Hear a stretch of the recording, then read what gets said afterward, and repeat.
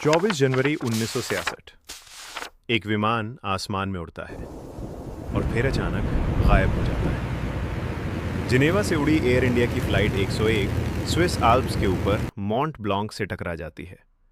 इस हादसे में 117 लोगों की जान चली जाती है। उन्हीं में से एक थे डॉक्टर होमी जहांगीर भाभा, भारत के परमाणु कार्यक्रम के वास्तुकार। आधिकारिक रिपोर्ट कहती है पायलट की गलती, संचार में गड़बड़ी, एक दुखद दुर्घटना, मामला बंद। लेकिन क्या सच में केस क्लोज था? डॉक्टर होमी भाभा सिर्फ एक वैज्ञानिक नहीं थे, वे एक दूरदर्शी विचारक थे। 1909 में मुंबई के एक समृद्ध पारसी परिवार में जन्मे भाभा बचपन से ही असाधारण थे। कैम्ब्रिज विश्वविद्यालय में पढ़ाई के दौरान उन्होंने क्वांटम और नाभिकीय भौतिकी में ऐसा नाम कमाया कि यूरोप के शीर्ष वैज्ञानिक भी उनके साथ गंभीर चर्चाएं किया करते थे। एक हिंदुस्तानी युवक जिसे पूरी दुनिया गंभीरता से लेती थी। द्वितीय विश्व युद्ध के दौरान वे भारत लौट आए। वे चाहते तो यूरोप में ही बस सकते थे, लेकिन उन्होंने अपने देश को चुना। 1944 में उन्होंने Tata institute of fundamental research की स्थापना की। 1948 में जवाहरलाल नेहरू ने उन्हें परमाणु ऊर्जा आयोग का अध्यक्ष नियुक्त किया। एक नया आजाद देश और उस देश का परमाणु भविष्य एक 39 वर्षीय वैज्ञानिक के हाथों में था। मुंबई के ट्रॉम्बे में उन्होंने एक शोध केंद्र स्थापित किया जो आज भाभा एटॉमिक रिसर्च सेंटर के नाम से जाना जाता है। 1956 में भारत का पहला परमाणु रिएक्टर अप्सरा शुरू हुआ, एशिया का पहला रिएक्टर, चीन से भी पहले। ये केवल एक वैज्ञानिक उपलब्धि नहीं थी, बल्कि एक भू राजनीतिक संदेश था। भारत अपने दम पर परमाणु शक्ति बन सकता है। ये सब शीत युद्ध के दौर में हो रहा था। अमेरिका और सोवियत संघ परमाणु दौर में लगे हुए थे। दोनों चाहते थे कि बाकी देश उनके खेमे में आए, लेकिन भारत ने गुट निरपेक्ष आंदोलन, नॉन अलाइन मूवमेंट का रास्ता चुना। ना अमेरिका के साथ, ना सोवियत संघ के साथ, अपनी स्वतंत्र विदेश नीति। अगर भारत परमाणु क्षमता हासिल भी कर लेता तो अमेरिका के लिए ये एक रणनीतिक चुनौती होती। 1964 में भाभा ने एक प्रेस कॉन्फ्रेंस में कहा था, अगर राजनीतिक निर्णय लिया जाए तो भारत 18 महीनों में परमाणु बम बना सकता है। तकनीक और क्षमता दोनों हमारे पास हैं। सिर्फ 18 महीने। ये बयान वॉशिंगटन तक पहुंचा। वहां चिंता की घंटियां बज उठी। फिर आता है जनवरी 1966। नेहरू का निधन हो चुका था।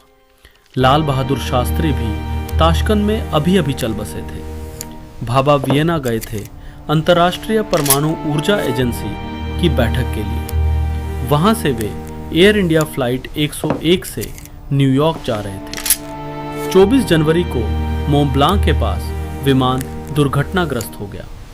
आधिकारिक जांच में कहा गया पायलट की गलती, ऊंचाई को लेकर गलतफहमी। लेकिन कुछ सवाल कभी साफ नहीं हुए।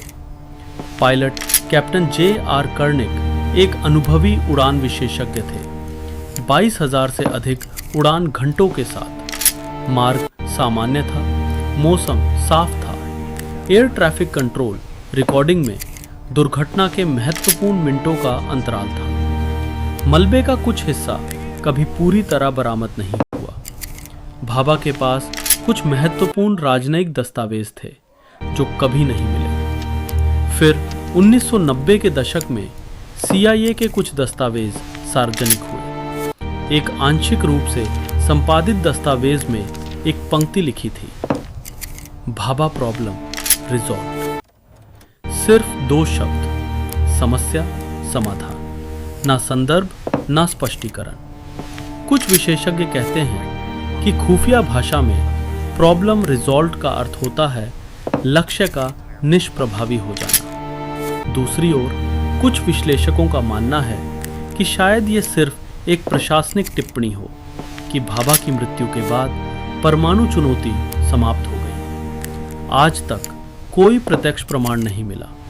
CIA ने ना इसकी पुष्टि की ना खंडन। भाभा के बाद भारत का परमाणु कार्यक्रम धीमा पड़ गया। 1964 में उन्होंने 18 महीने की बात कही थी, लेकिन भारत का पहला परमाणु परीक्षण 1974 में हुआ, उनकी मृत्यु के 8 साल बाद। अगर भाभा जीवित रहते तो क्या भारत 1967 से 68 में ही परमाणु परीक्षण कर लेता? क्या दक्षिण एशिया का इतिहास अलग होता? ये सब अनुमान है, लेकिन एक बात स्पष्ट है, उनकी मृत्यु ने गति को तोड़ दिया। कुछ लोग इसे एक दुखद दुर्घटना मानते हैं, कुछ इसे शीत युद्ध की एक गुप्त कार्रवाई के रूप में देखते हैं। इतिहास के पास कोई ठोस प्रमाण नहीं है, सिर्फ पैटर्न है। उद्देश्य था, साधन थे, अवसर भी था, लेकिन क्या वास्तव में निष्पादन हुआ? ये प्रश्न आज भी अनुत्तरित है। तो 24 जनवरी 1966 को क्या हुआ था? एक अनुभवी पायलट की छोटी सी गलती या एक सुनियोजित समाप्ति? एक वैज्ञानिक जो भारत को परमाणु शक्ति बनाने से सिर्फ 18 महीने दूर था। एक विमान दुर्घटना आदर्श परिस्थितियों में, और एक CIA दस्तावेज जिसमें लिखा है भाभा प्रॉब्लम रिजॉल्व्ड। क्या ये संयोग है या इतिहास का सबसे मौन और सफल ऑपरेशन? डॉक्टर होमी जहांगीर भाभा, एक नाम, एक दृष्टि, एक अधूरा सपना। सच क्या है? शायद आज भी आल्प्स की बर्फ के नीचे दबा हुआ है।